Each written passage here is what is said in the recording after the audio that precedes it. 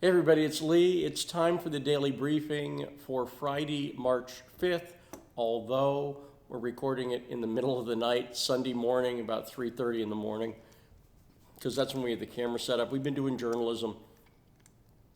I got a couple questions that I'm going to deal with, but before I do, I just want to mention something on the 2.0 upgrade, and we're going to send you a mail and hope that you pay attention to this. You really need to pay attention to this.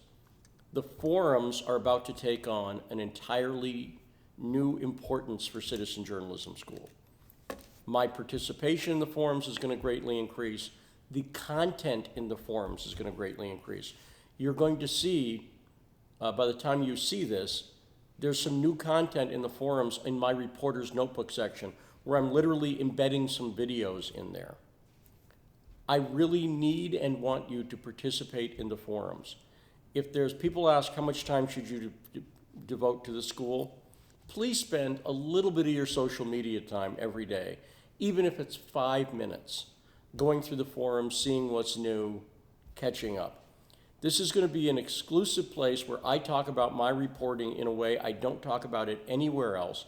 It's going to be an exclusive place for you to get content, and it's going to be an important place for you to meet and network with other people.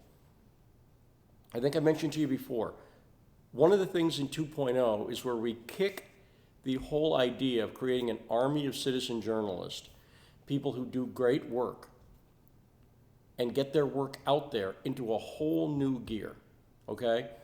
That's why I really want you to be part of the forums. And like I say, if there's anything you do, and if you can't do it during the week, if you don't have I'm not even going to give you that excuse. You've got 5 minutes in a day to at least check out the forums. If you're busy and you work, then spend, a half hour on the weekend in it or something like that. But here's the point. Get in there every day. The forums are going to be increasingly important. You're going to see more and more content in there. You're going to see me in there more and more. You're going to see your fellow students in there more and more. And we've already changed the look a little bit, and a lot more is coming, okay? So that's it. I can't emphasize it enough because it's really going to be a key focus and a way you're going to learn a lot of stuff and an important part of what we're doing. Okay, so I've got 3 questions I can take fairly quickly. The first one, I don't even have to look at my notes. Someone was talking about time management and time boxing. I'm going to do a course on this. Let me give you something quickly. Time boxing is a way to block out time, and it's a good way to be productive as a writer. And we'll link to an article that talks about time boxing. There's a bunch of them, but we'll link to an article that talks about time boxing. The key on time boxing is making some commitment to box your time. In other words, it's not magic. You have to actually say, I'm going to sit down and focus for a half hour. What the time boxing technique is basically, you say, I'm really busy right now, but I can put a half hour into writing.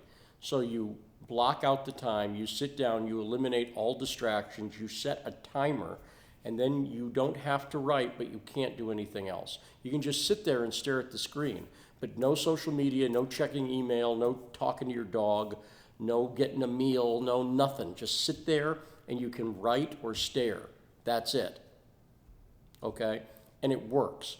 And again, it's not magic, but you have to do it. So there you go. There's time boxing. We'll link to an article below, and we'll have something in the forums. See, the forums in there as well about this. Okay, ready? I'll have Shane link to, Shane's listening. Shane, link to a couple in the daily briefing section. Just find a Guillebeau. I think Chris Guillebeau's written about this. See? You get to see that sort of thing here in the daily briefing. I'm giving Shane an actual note. Here's the other 2 questions.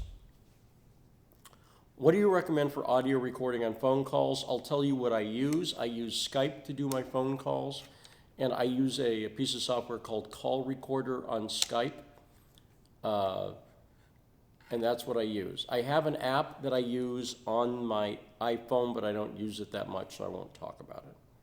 Is there any other issue you need to be aware of when recording interviews over the phone? Yes, don't get sued. That's a good question. Some states are one-party consent states and some states are two-party consent states.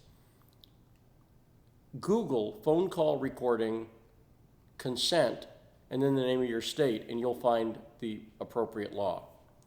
So, one party means that only one person who's on the phone call, that would be you, the person recording, needs to be aware of it. If I'm in a one-party consent state and you're in a one-party consent state, this is important to note, I can record our phone call without telling you. If we're in a two-party consent state, I have to have your explicit permission to record it.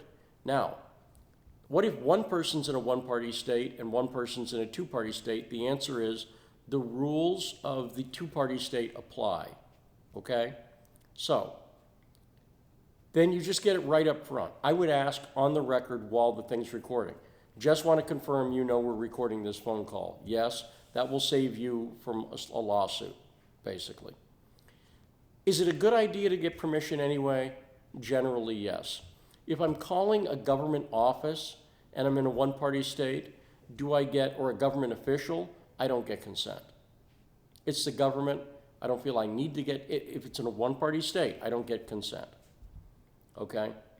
The rules may be different. I'm not a lawyer. I'm not a lawyer. I'm not a lawyer. This is not legal advice. This is general journalistic advice and telling you how to find the resources.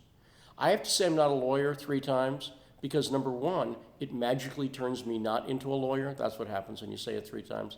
Ask a leprechaun and he'll tell you that. It's late. Did I mention it's late? Getting a little loopy.